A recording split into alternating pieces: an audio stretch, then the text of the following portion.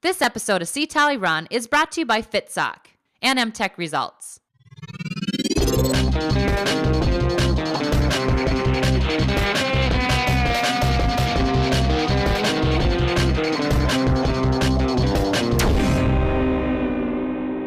Hi, I'm Olympian Carrie Tellefson, and today I'm doing strength training with Kirk DeWint at Lions Gym.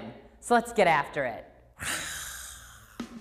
Why are we doing general strength training today, and how are you going to help me get this baby belly off and help me train for this marathon? Oh, well, you know Miles are going to help get that off. No problem. You're worried about trimming up. It'll happen. By New York. Yeah, well. Twin Cities, you're going to be ready to go. But I think strength training for marathoners is actually very important. As runners, we run it kind of in a straight line. And often we forget about the lateral movement that supports everything else. And I think the biggest gift you can have is staying injury-free, especially when you're putting in so many miles. So really, I think strength training should be geared towards strengthening those supporting muscles, some of the things that tend to be weaker in runners, so you can actually endure the marathon. If you stay injury-free, that's the key. So how are the exercises today going to help us with this injury prevention? Yep, absolutely. Well, I think typically runners do anything they can to use their hamstrings and glutes less. You see all sorts of funny running forms out there. You've got people that run knock-kneed, they're pronating, they're supinating, they're doing the old marathon shuffle, which I think some people are used to seeing. So really, it's just about finding your stride and working on the things that are naturally weak. Right, so the first exercise is single leg deadlift, focusing on the hamstring and the glutes. You always hear of people pulling their hamstring. It's because typically our quads are a lot stronger than our hamstrings. So as a runner, it helps have power there, helps have control and strength there. So what you want is you want to get on one foot here. Arm can hang straight in front of you. You want to keep your head and back in a good line. Other foot's going to come out. You're going to come down, keep a slight bend in your knee. You're going to feel a big stretch back there. And then back up just like that. We have the same arm, same foot, with the weight in the foot. And then we're going to slight bend. And just bend forward. Bend forward. Try not to bend the knee too much. That's not so bad. You can just extend that. Straight or I like to have it come back. It doesn't really matter as long as you're keeping your back straight. Slight bend in that knee. You're almost going to feel like you're getting a hamstring stretch out of it. Oh yeah. And then pull right back up. Okay, next thing. So next one. Yes, we're doing a single leg bridge. All right. So we're going to lay on our backs on the ground. Okay. Crack, crack, crack. Right? No, I'm good. Are you good? I was cracking everywhere. Old lady. So hands at the side, just kind of stabilize. You can have one leg up off the ground. I don't like to really straighten it or anything, and just as long as that foot's off the ground. And then we're coming up and we're squeezing with our glute, coming all the way back down. Just barely let that butt touch the floor and come back down. Yep. And we're really looking to squeeze on top. Okay. So every time we do this, we're coming up, pausing with that squeeze, and back down. And really with this, Carrie, the more you put into it, the more you get out of it. The more you squeeze, the more you benefit. All right, well, next I want to focus on your hip flexor. Basically, the insertion sort of into your pelvis, your upper quad muscles. If you lift your leg, you can feel that really flex. If you feel at the top of your leg, that is involved in every time you drive your knee. So to get a little more power in that, to help you become a more efficient runner, we want to strengthen that. Hip flexors actually get tired on people. They also get tight. Right. You ever suffer with that? Yes, yes. So what I have is a banded knee drive. Okay. You can attach a band to anything that's stable. Okay. Which I have here. And what you want to do is you want to put your foot here in the band. You want to get that above your shoe. And then you want to lean against the wall, just like this. And then you want to dynamically drive your knee. So I'll show you what it looks like. It's going to look just like this, way up. Oh, yeah. Just like that. And you're really working on strengthening what drives that knee through in that motion. And you want to roll through these. I like to go for about half a minute on each side. So 30 seconds, which is a long time. Tell me when it starts getting tired. I'm getting tired. Right. So driving that. And then after you hit your 30 seconds, we switch sides. You go back and forth 3 times, taking minimal rest. So you're talking 3 minutes in a row of this.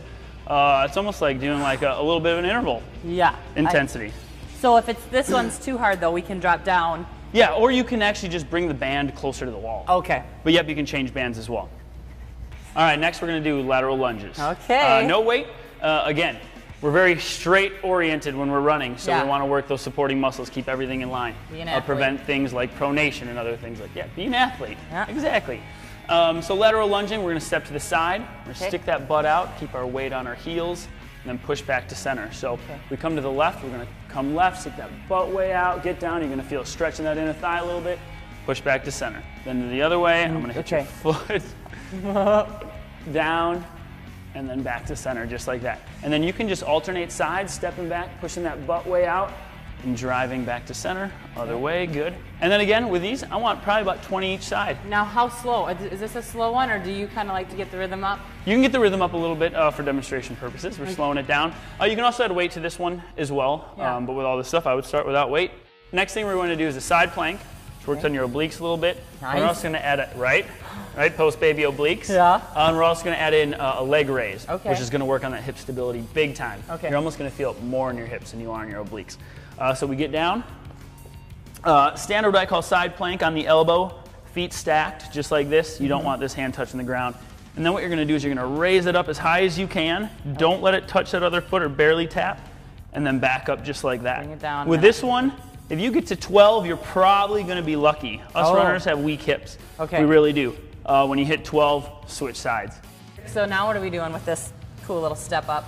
We're doing hip hikes. It doesn't look like much, Okay. but it works those small intricate muscles that stabilize the hip. Again, hip keeps the knee in line, keeps the ankle in line, keeps you injury free, hopefully. Huge, yeah. Yep, so what you want to do is stand on an elevated. It could be a stair at your house. It could be a box like this. With this knee, you look at this knee is locked. You want to let this hip just drop. So you're basically popping your hip and coming up just like this. You got to crank through these babies. So we're just coming down, squeezing up.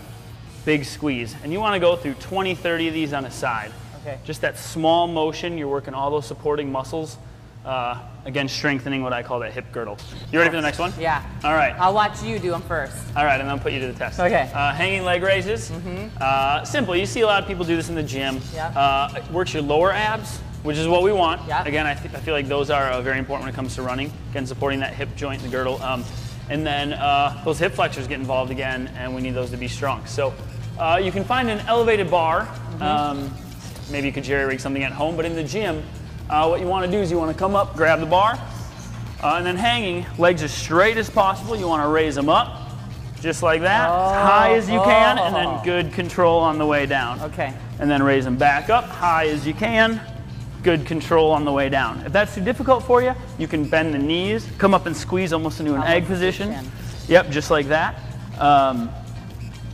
Just kind of crunch it in on top. Because I'm pretty weak right now, let's do the modified. I like doing the hanging, bent knee, but let me see the modified version on the floor. Yeah, modified on the floor. You can do this at home anywhere that you don't have a bar, or if that's too difficult. Yep. Just on your back.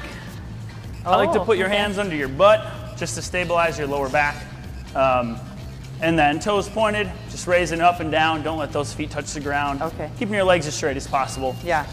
It's always a good option. Takes a little bit of stress off of those abs and hip flexors. Okay. But still works you.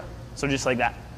So Kirk, you just kind of busted my butt now through, 7, 8 exercises. What's the last thing that you would do in the gym before you, took off for the day? Yeah, I think upper body balance is important. We do use our arms, and our upper body do carry us, especially when we get tired.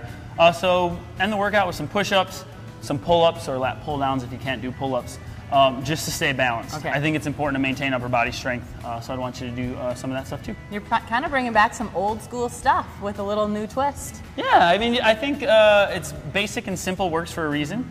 Yeah, and you can tweak things once in a while. Okay, well, I know that we're airing this the same week that The Bachelorette is winding down. So can you tell us who your pick is for Des? That's the only thing I know is that Des is there because I have not been able to watch it. Well, they just had hometown dates last night, which is when I got the axe. So I cried a lot last night. Are my eyes puffy? Yeah, they are a little bit. I was reminiscing. But I'm skewed because I know who wins. Oh, you do? So I have a very skewed viewpoint. They let you guys know? Well, no, we have the Bachelor community. We're gossipers. So who's my pick? God, I can't even tell you because then I'll ruin it for everybody. So okay. They're all great. Okay, so where are we going to see you next? Are you going to be on the Bachelor Pad again or any of that No, stuff? Bachelor Pad got canceled. Oh, see how up I am on this stuff? I am on the CW Twin Cities, a co-host there.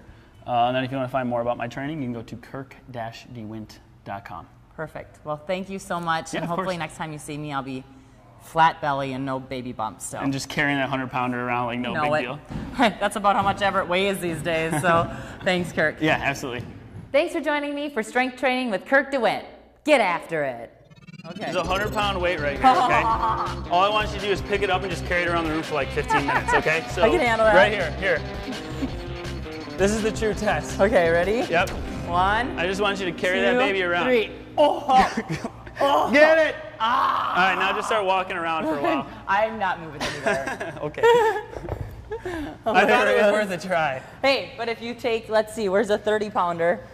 It's not quite as tough, but yeah, we have those. So take this and try and run with that, and that's what I was doing just 6 weeks ago. Really? So like something like something like this? Yeah, exactly. I think I could probably run a 7-minute mile like that. Oh, that's the next episode with Kirk. I'm gonna make him run. We're gonna do it. Thanks, Kirk. Yeah, thanks for having me. Yeah, get after it. You get after it. That was beautiful. I don't know what I was doing there.